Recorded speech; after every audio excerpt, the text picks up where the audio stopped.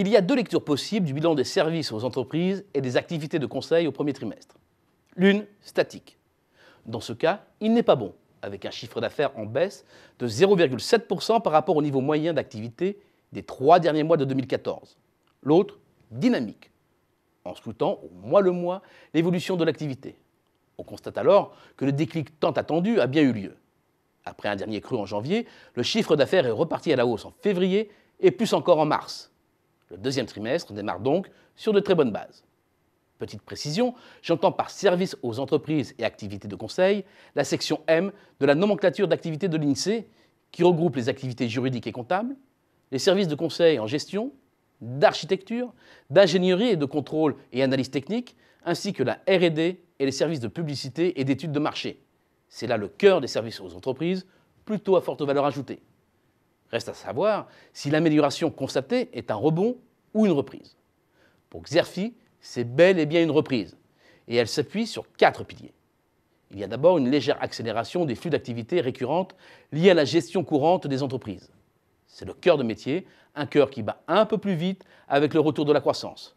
Restons modestes, avec un PIB prévu en hausse de 1,2%, c'est insuffisant pour relancer l'activité, mais cela y participe. Second pilier, la pression sur les prix se relâche un peu. Pour autant, l'époque des envolées tarifaires est révolue et les prix restent sous tension. Les appels d'offres sont devenus la norme dans l'audit. Et avec le développement des fonctions achats, les clients sont de plus en plus exigeants en matière de tarifs des prestations de conseil. Sans oublier que la concurrence avec les SS2I s'intensifie avec l'essor du digital dans les organisations. Mais le ressenti des professionnels est bien celui d'un léger mieux. Ce n'est qu'un signal faible, mais la tendance est bonne et elle se consolidera. Troisième pilier, le newbies est reparti de l'avant. Déjà, le marché des fusions-acquisitions a atteint 245,7 milliards de dollars en 2014 pour les opérations annoncées, soit le double de 2013. Et 2015 devrait confirmer la mise en place d'un nouveau cycle. Dans un contexte économique encore un peu mou en France et en Europe, des taux d'intérêt au plancher et l'abondance des liquidités pour financer les transactions, la croissance externe va rester porteuse.